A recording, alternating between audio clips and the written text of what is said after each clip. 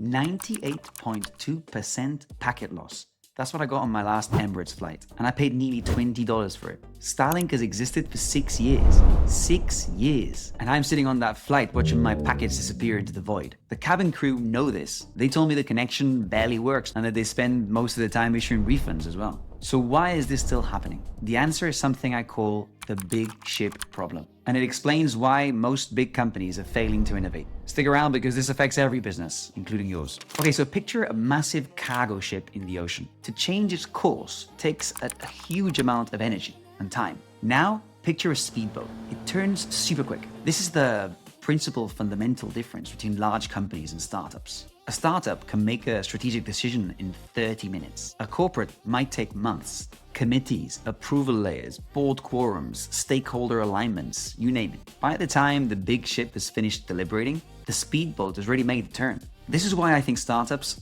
constantly outmaneuver bigger players. This is also why larger companies either acquire faster competitors or they go bust. Eric Ries understood this when he wrote The Lean Startup. His core insight is that a pivot is not starting again. It's a structured course correction based on validated learning. Startups adapt, flow, and change based on what they learn. They act fast, and the tragedy is that larger companies don't apply this principle. Now here's what's interesting. Some larger companies do manage to adapt at startups' pace, but I can count them with one hand. Amazon, Tesla, SpaceX, Apple, when Steve Jobs went back, not now. And Apple is the instructive case here. When Steve Jobs returned in 1997, he turned Apple into one of the most valuable companies on earth by applying the core principle of simplicity, by reducing the number of products that they were providing. They had a huge product line, and they ended up with the iPod, the iMac, the iPhone, the iPad, then the Apple Watch. Each product was a huge leap forward. Each was released with the speed and conviction of a startup.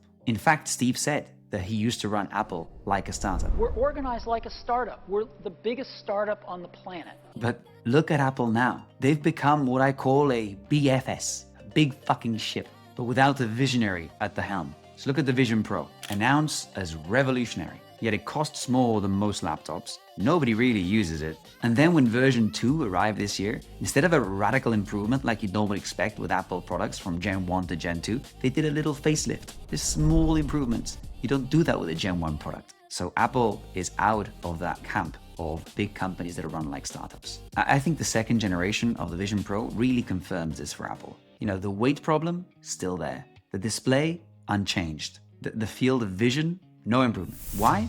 Because Tim Cook is not Steve Jobs. Cook is an exceptional operator, perhaps the best, number 2, visionary you could ask for. But he's an executor of plans, not a creator of them. Steve Jobs left him with a fantastic playbook, but the playbook is now running out. And Tim Cook, the epitome of left brain precision, I think lacks that right brain, gut feel, intuition needed to course correct and steer the ship forward. You know, the great successes in business history share something in common. The gut feeling, decision making based on intuition. Changes in direction that defied conventional wisdom. I don't think you can spreadsheet your way to genuine innovation. And if large companies struggle with innovation, airlines are the worst offenders. I understand the constraints, regulations, security requirements, intense scrutiny, and these things matter. But they cannot excuse technological stagnation. Let me explain what I mean. I was on a flight from Dubai to Bali. It's an Emirates flight. And they advertised, when I was buying the ticket, on their website, you can see Starlink internet. It's on our fleet and we have great internet. And I thought, well, that's nice. I'll go with Emirates. I had other choices of who I can go with. But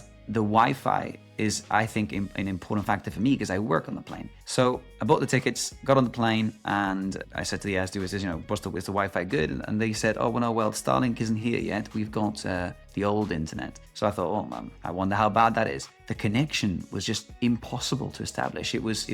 I've got this packet loss monitor, the ping, you do a ping to the internet every few seconds, and 98.2% packet loss. I just did a ping to Google and it just kept failing. And the air stewardess was saying, it's a problem, we know about it. They haven't upgraded our fleet yet. They've been at it for a while now. We're hoping for it to be done in the next year or two. And I was thinking, Jesus Christ, you advertise it on the website. Why isn't it working by now? So what's crazy, this isn't an exaggeration. And they charge for this. Not just economy, business class passengers and first class passengers also have to pay for Wi-Fi. People that want to connect to the internet pay $20 for a service that barely functions, really. So maybe other airlines, British Airways, I fly with British Airways a bit, same problem. But the thing is, they seem content with this. Maybe I'm the only one in the world that wants good Wi-Fi on a flight. Maybe the big airlines are just waiting for a competitor to appear, to give them a bit of competition. Or maybe they'll acquire them, or maybe they'll do something about it. The thing is, Starlink has been available for years. It works. Why isn't it on all planes, on all fleets by now? Just because the airline industry moves at glacial speed. And this is not because of safety concerns, surely. It's because they are big ships, and big ships take forever to turn. But here's the thing about big ships. They can be disrupted by speedboats. While we're on the airline topic, I remember when Ryanair didn't exist. When I was younger, flying from home in Spain to the UK was always a British Airways job. This small Irish carrier called Ryanair, nobody ever heard of them. They started gaining traction in the 2000s. And now Ryanair is one of the biggest airlines in Europe, a startup that disrupted the industry. So this can happen again. Should happen again. Why is no airline built from the ground up with technology at its core, at the essence of the airline? It doesn't have to be a low-cost airline. It could be a, mediumly priced or even a premium airline, but one that targets the younger generation that is tech-forward and has technology at its core. Can even have like an airline that treats their seating positions as a SaaS product, standard, premium, and unlimited, but one that had reliable Starlink high-speed internet from day one as a core base fundamental. Maybe even they accept crypto for payment. One that treated technology not as a cost center, but as a differentiator. I get it, the barriers are real. You can't just go to Airbus and say, give me a plane. It'll take a while for you to get one. Then you got regulation, certification, funding. Probably gonna take 15 years to get an airline functional. But you could start with a refurbished aircraft. You could test the concept. Then you could prove that the market exists. I think it could work. But anyway, the core of this isn't about airlines. It's about the fundamental business challenge. How can a company maintain startup agility as it grows? Once you hit 50 employees, 100 employees, the business really changes, 1,000 employees. How do you avoid becoming a BFS? How do you preserve the ability to pivot quickly, to make decisions on gut feel, to act on validated learning instead of committee approval? This is what I think will separate the winners from the losers come in the next decade. Don't forget, AI is accelerating everything. Markets are moving faster than ever. And the companies that can't keep up will just be left behind. Corporate structures and government, I think, exist for good reason,